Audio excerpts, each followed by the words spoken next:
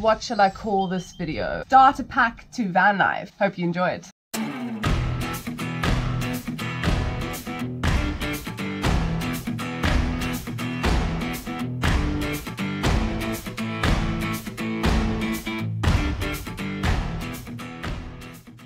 Thanks so much for joining me today. It's going to be a little bit of a different episode today. I'm not working on the van for two reasons. Number one, I'm feeling a bit under the weather. And number two, I was just kind of thinking, pondering, wondering. There are probably some of you watching that also feel like you would like to start a van conversion, but you don't really know where to start. So the number one ingredient is some sort of a life-changing event. Everybody that kind of becomes a van lifer has either just gone through a divorce, a bad breakup, maybe they hate their job, it's depressing, midlife crisis, you just can't stand your boss and your co-workers. Maybe you can't afford your rent of your little shoebox in London for like £3,000 a month. Maybe you just need to get away, get out of the city. The mountains are calling. You want to make campfires and drink coffee in the mornings overlooking a beautiful sunrise, and you don't want to be listening to Linda in the office talking shit. Maybe you're scared of the coronavirus and you just want to get out the city. I reckon if it kicks off, like, the van's the best place to be. Get some weapons and you'll be grand. Go into the desert, go somewhere where there's no people. That's a good reason to maybe start van life. It's not so dramatic for everyone. You don't have to like quit your job and buy a van and live in it full time like I'm doing. Some people just do it on weekends. That's fine. So my catalyst was kind of a culmination of events. I worked at sea for a long time. A couple of years ago, I was on a boat and it sunk because of a fire. I thought it was fine about it, you know, nobody died. It was pretty intense. I think it did affect me a bit. Then I worked on other boats. You're just living and working with people 24 hours a day. Like, yachting's a good career after 10 years. I don't know, I just needed something else. But the catalyst, that's key. What was the catalyst? So yeah, heartbreak, top tip. Go get your heart broken and then you'll be motivated to build a van. I'll be fine, but I'll get up. I always do. Alright, so you've done it, you've quit your job, you've got some money together, you're gonna go buy a van. So you head out to your local used car dealership. I'll have that van, sir. Yes, that one, because I want to house in it. And he'll smirk at you, but you won't care because he's got a booger hanging out his nose, which is super distracting. Before you do that, obviously do some research. Go to a reputable place, if there's such a thing as a reputable used car salesman, not sharks. Don't generalize, right? Get under the van. Look out for rust. A test drive, that's probably a good idea. Then the next big step is to start drawing plans. Really measure stuff out, plan it. Can't just put it anywhere because there's beams and there's structural stuff in the way, so you can't just cut holes anywhere. Think about what you really want, what you really need, how much time you're going to spend in the van. Design it so it's ergonomic for your needs. Otherwise, it's just going to be a nightmare to live in. Once you start building, and you'll see that certain things don't work or certain things work better. So start with a plan. And whatever you do, start with a plan. I don't do that all the time. It's not a bad idea to have a plan. Like a theme in a song. You know, how much money do you have to spend? So double that, triple that, and then add some, because it'll probably cost you more than you think. Okay, you've got your plan, you've got your van, and now you need to start building. So where do you start? You're like, okay, what now? Get onto YouTube and you watch just tutorial after tutorial after tutorial. And then the purchases begin. You sign up to eBay. You treat yourself to Amazon Prime, because why not? You're worth it. A lot of the stuff you start buying is not stuff you need yet. That's like months down the line. That's like when the van's done. Like those little magnetic jars that people put their spices in. Buy that before you even buy the van. I mean, are you even a real van lifer if you don't have that? I bought like the sink and the cooker, tiles for decorating. Bit of a female thing to do, isn't it? But now it's like everywhere. It's in my bed, it's in the shower, it's in the bathroom, it's everywhere. You gotta lay the floor first, you gotta treat the rust first. Then you gotta start with the insulation and the framework. So don't buy stuff yet, you know, like I did. Key point for van life is when you start with the silver foil. All of a sudden, you're buying silver foil and you don't really know how it works and what it's supposed to do, but you just start sticking it everywhere. The van starts looking like a spaceship up, and it's great. And then you get a little bit confident, so you think, oh, I've done such a good job, I'm going to post my picture on one of those Facebook pages, you know, for camper van, and you get slammed. It's metal, air gap, plastic insulation, expanding foam, and then the vapor barrier. Somebody else comments and says, you Idiot, that's not right. Just initiated like a whole internet battle about the foil. Nobody really knows how to stop condensation. Kind of like a dark art. I bought about 10 rolls. Gotta have it. Buy it before you even buy the bag with your little spice racks. I'm joking about like the Facebook community. They're really helpful, great people. It's just banter, you know? Stronger than I ever been.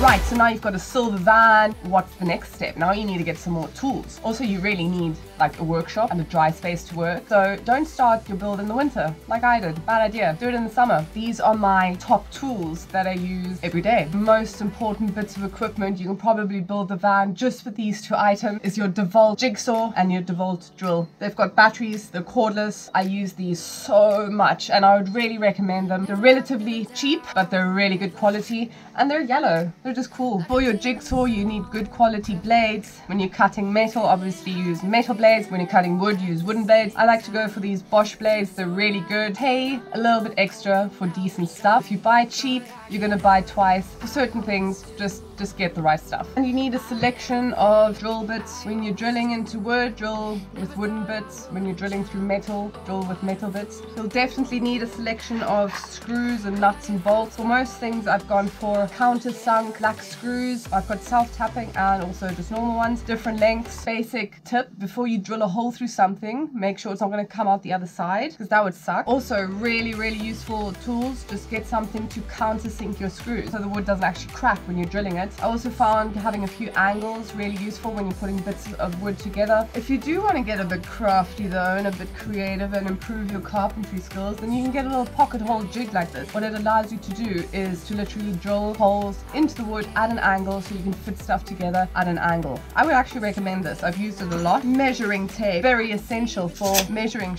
This is probably the single most important tool you're going to use because the van's not straight. Nothing in the van is straight. The van's probably not parked perfectly straight. So you can't use a level.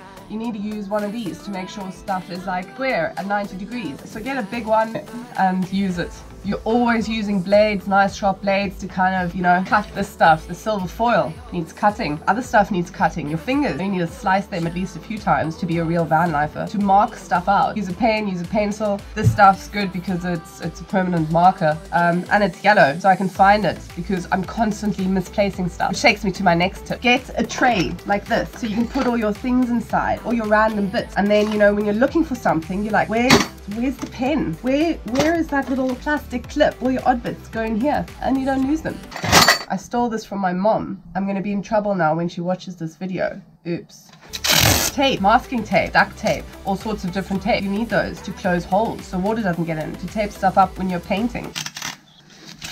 You're going to need sandpaper for all sorts of jobs, especially when you're cutting bits of wood and just to get edges nice and sand it down before you paint. Don't just slap paint on, it's not going to stick. You got to sand it. You need primers for metal. Whenever you cut metal and the metal's exposed, you need to prime it, otherwise it's going to rust. So get some metal primer. You can get some top coat as well. Make sure that if you're using this primer, is it going to work with like the glue or the Sikaflex that you're using, or is it going to react? Mixing sticks. You need tissue roll for cleaning stuff. You're definitely going to need some extra lighting in the van. See what you're doing when it gets dark. Spray adhesive glue is really good for, again, for the silver foil, for carpets, underlays, felts, foams, fabrics, and textiles. So expanding foam. So when you've got a little gap in your insulation, little holes that you want to fill up, don't get it in your hair. Don't get it in your hair. You're going to have to cut your hair. For sure. Wood glue, super useful as well when you're joining bits of wood together, just gives it that extra rigidity. Before you even buy your van, like at the same time that you're buying the little spice rack and the silver foil, buy aluminium tape. This is also used for insulating. So now let me tell you what's worse than a paper cut. An aluminium foil cut, it's almost as bad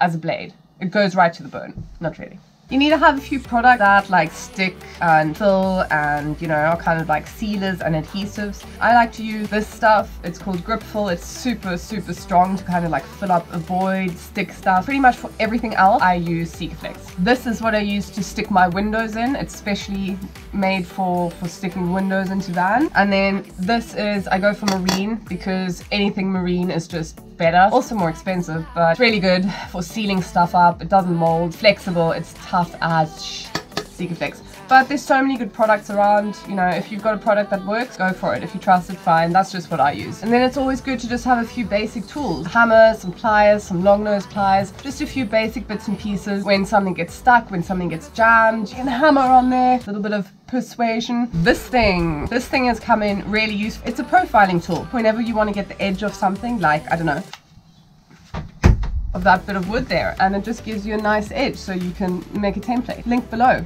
In fact, the links for everything is below if you want to check it out. I would also suggest investing in some sheets of T-board. It's this kind of plasticky material, and it's come in really useful as protection or to use as a template. This stuff is also amazing. It's a fiberglass wood filler, 2 components, so it's got like a catalyst, and it's a really strong wood filler. I used it for the corner profiles of my bathroom window as well. You'll need bits of wood, different sizes, different lengths, depending on what you're planning to do. You need your tongue and groove, at least that's what I used. And if you're using tongue and groove, you know, is it treated, is it not treated? I would suggest getting treated wood. And if you're using plywood, use marine ply or the hardwood ply at least. Definitely invest in better wood. Make sure your wood's straight. So when you go into the shop, B&Q, everything's like macaroni. It's like not straight. So look down the wood and see if it's straight and pick out the best bits. At the same time, feels so right, then I'm wrong. So these next items are things I use sometimes, but they're essential. You need some gloves to protect your digits for cutting stuff and just to prevent frostbite. Safety goggles, Spanish call them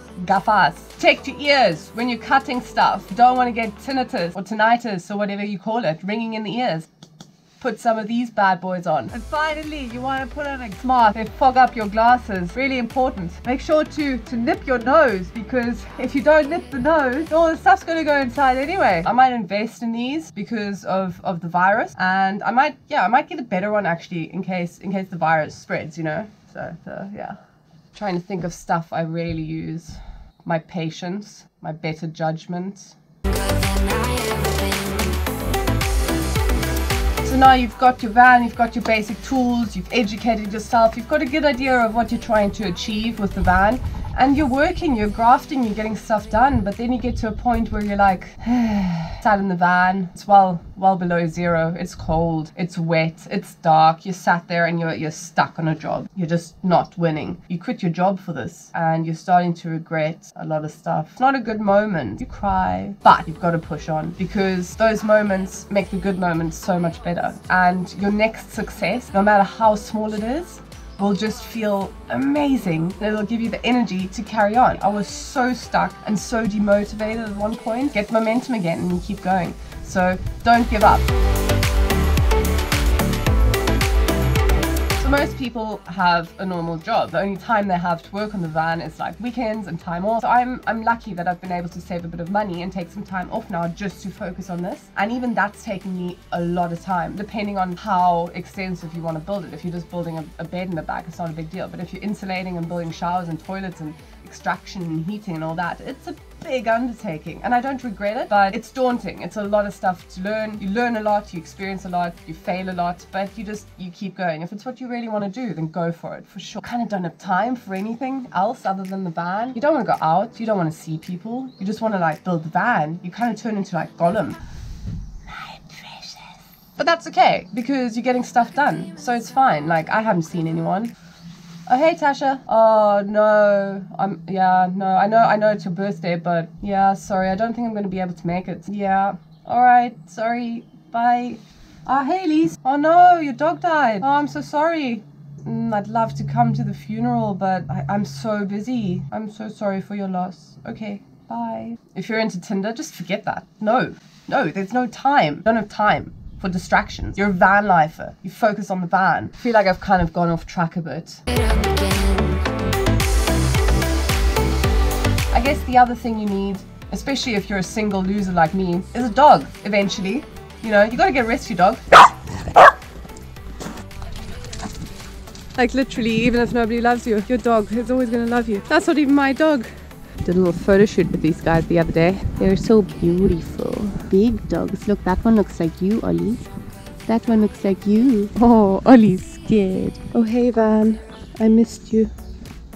Trying to fly 'cause I'm light as a feather, but I can't hide. Working doing your grafting, researching stuff, you're into the van, you know the DVLA regulations off by heart. Mentally, you're a van lifer already. You're not there yet, the van's not done. You're there, mentally you're there. You're already a van life pirate. Step number 1, buy those magnetic spice jars. That's basically, just do that and you're a van life. And if you want to be a YouTuber, you need to get that pillow, that red pillow with a play button.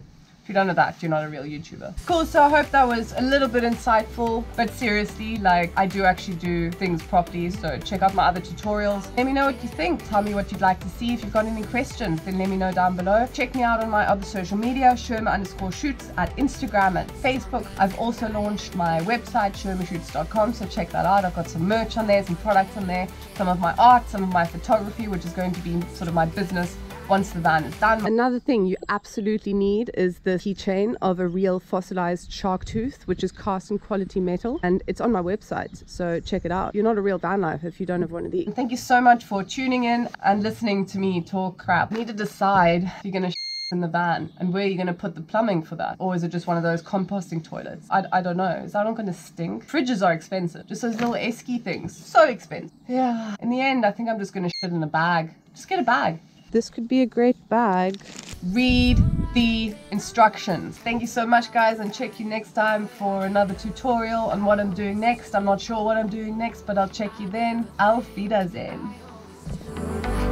Never thought